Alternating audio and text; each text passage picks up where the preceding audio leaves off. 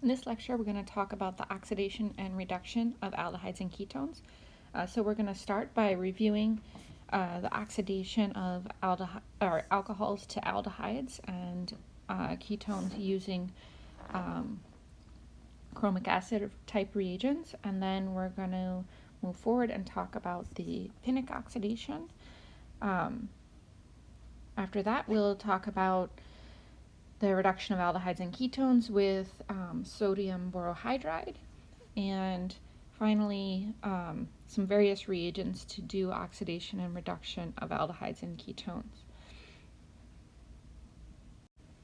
So in Orgo 1, you should have learned about the oxidation of primary and secondary aldehydes to form, or alcohols to form aldehydes and ketones. And so here we're just going to review that much, and then we're going to talk about why when you have an aldehyde, you don't stop at the aldehyde, and instead you end up making a carboxylic acid.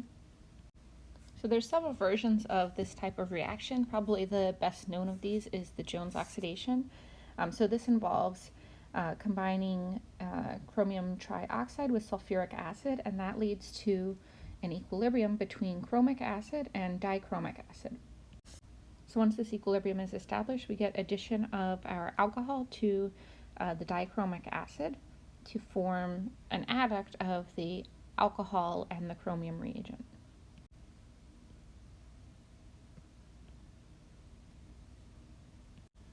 So that leads to this adduct, which is protonated, and the conjugate base here is going to come back and deprotonate this.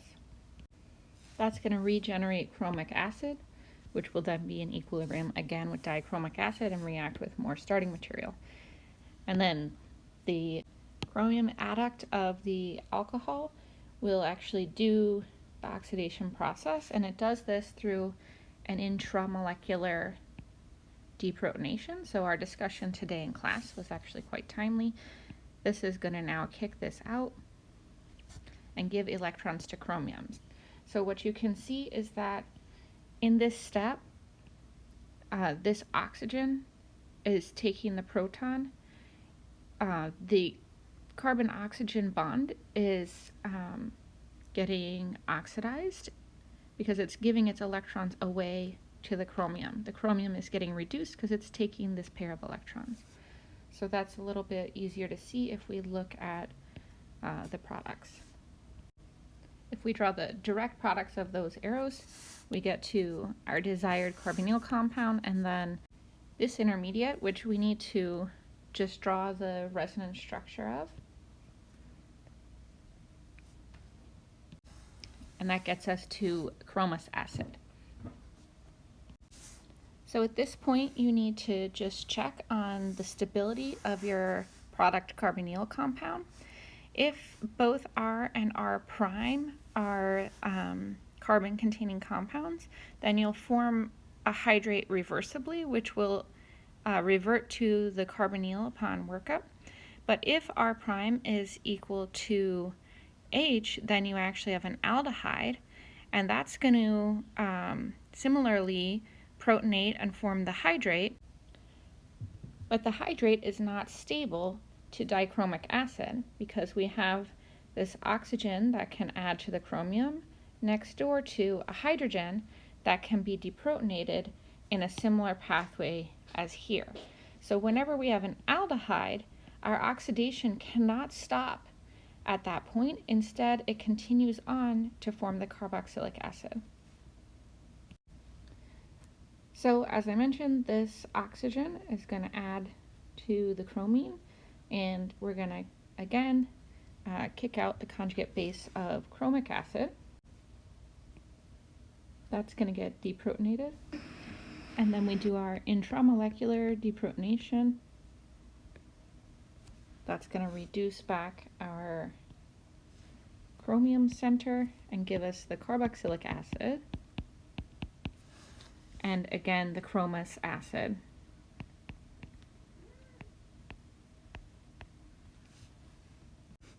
So overall, when we do this Jones oxidation, when we have a primary alcohol, that can get converted to the carboxylic acid, and a secondary alcohol would just get converted to the ketone. Keeping in mind that this is a very acidic reaction, it also has a toxic metal in it, chromium, so this is not a very green reaction, and in fact Jones reagent is red in color, and so it's like literally the opposite of green. Because of this highly acidic nature, you really need to watch what protecting groups are on your compound when you run this reaction, and also any other acid-sensitive functional groups. So next we'll talk about the Pinnick oxidation. So first we need to look at the reagents here. We have a sodium phosphate buffer in the presence of sodium chlorite. So in that buffered system, it'll be in equilibrium with the conjugate base and the conjugate acid of the chloride, so chlorous acid. So the first thing that's going to happen is we're going to actually deprotonate there, which essentially serves to activate our carbonyl. And now the chlorite anion can add in. And now we'll get a similar kind of intramolecular deprotonation via 5-membered ring intermediate as we saw before. So the product of that step is going to be the carboxylic acid and the hypochlorous acid. That can actually get further protonated, and this is where the olefin additive is going to come in. So you've probably been wondering all this time why we have this compound in here. And the reason is that it serves as a scavenger of this hypochlorous acid, so it'll react with this intermediate just like Cl2 would. And then, as you already know from hydrohalogenation reactions, the water is going to add to the side with the larger delta plus, and then something is going to come deprotonate. There's lots of options in this flask to give you the final byproduct of this reaction. So this is really crucial to the success of the reaction, or otherwise your hypochlorous acid byproduct can wreak havoc with the rest of your compound.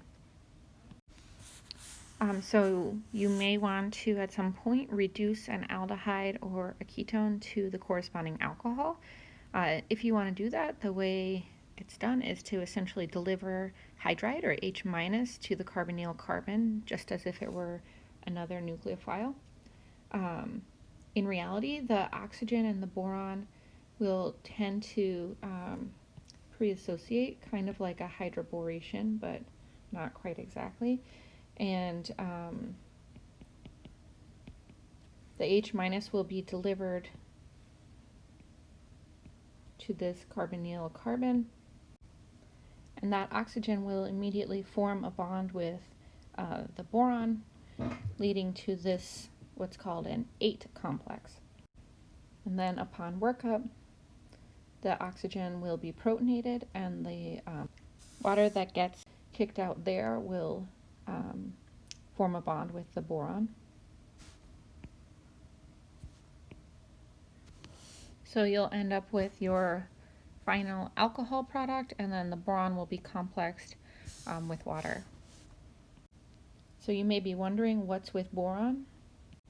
It always has this minus charge, and it actually prefers to be that way, because if you look at the Lewis structure for boron, and I'm actually going to draw it in kind of a 3D representation here, for borane, you'll note that the boron has an empty p orbital, which of course is a very highly reactive thing. The neutral BH3 has a non-filled octet, and so it won't even exist this way. In fact, when you try to buy borane, which is what BH3 is, it's actually an adduct B2H6. So this is kind of a weird structure. It might freak you out a little bit. But what we have going on is that these BH bonds on the outside have 2 electrons as we're used to drawing, but in the center here, these are what's called a 3-center 2-electron bond. So essentially, all 3 nuclei share 2 electrons, and that's happening on both sides. And overall, that's more stable than having the empty orbital on boron.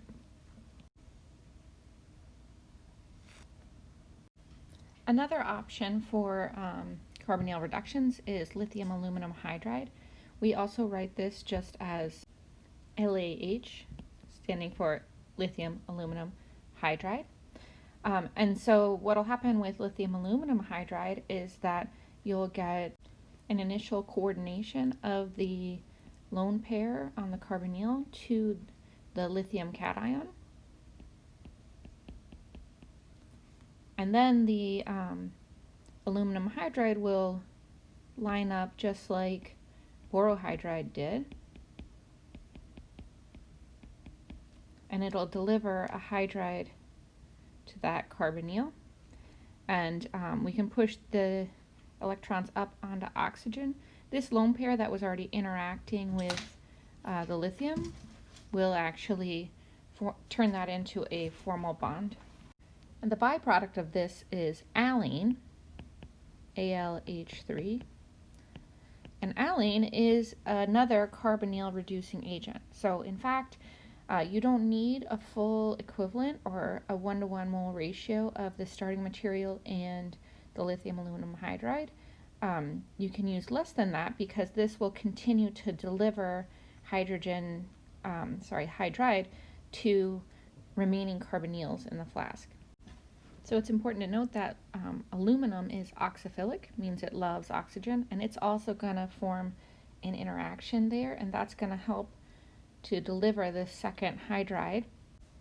And the lone pair that was already interacting with the aluminum here is going to go ahead and form a bond there with aluminum.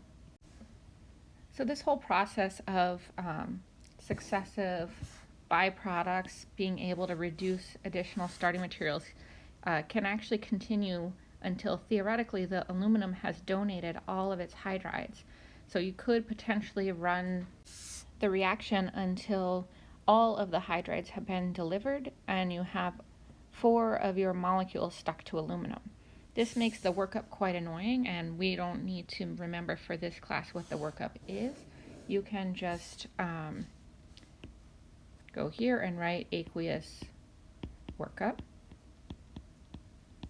It's annoying because all those aluminum oxygen bonds make the product insoluble, so you have to basically replace each of these bonds with a new OH bond, and then those aluminum salts still stick to your product, and the whole thing turns into a big mess.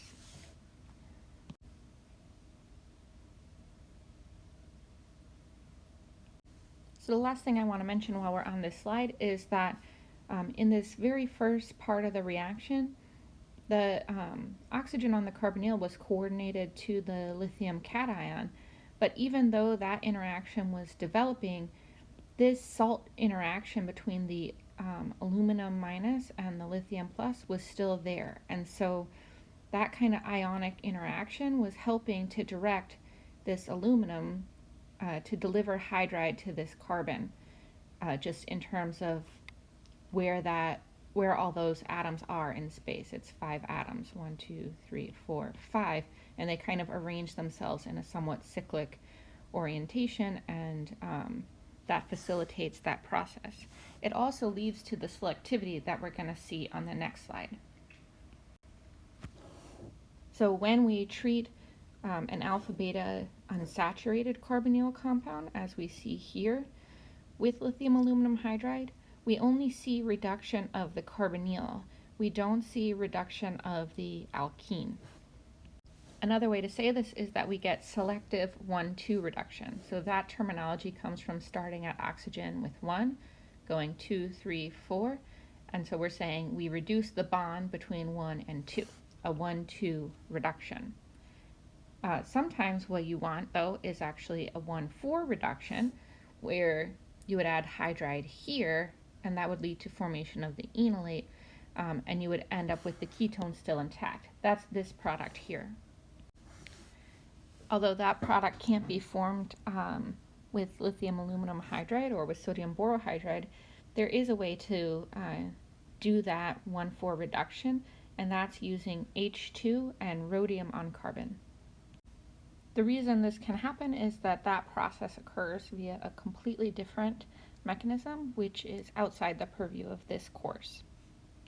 This last possible product is the global reduction product. We use this word global to mean all around the world of the molecule. So basically, any group that potentially could be reduced is reduced. And the way to achieve that is through a different catalytic hydrogenation.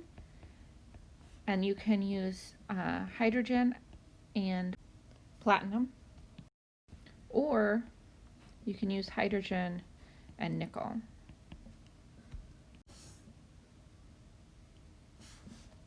So on this final slide, I've just compiled some reagents that were kind of scattered throughout the chapter.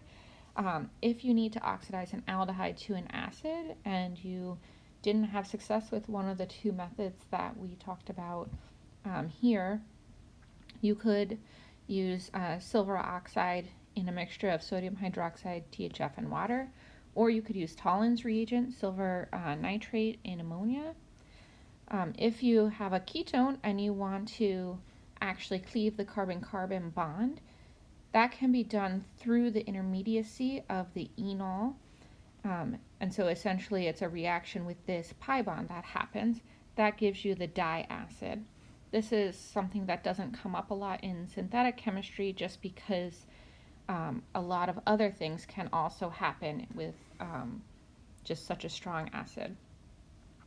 Remember, you can do chromic acid oxidation, or that Jones oxidation of alcohols to form ketones, or of alcohols to form acids, or even of aldehydes to form acids.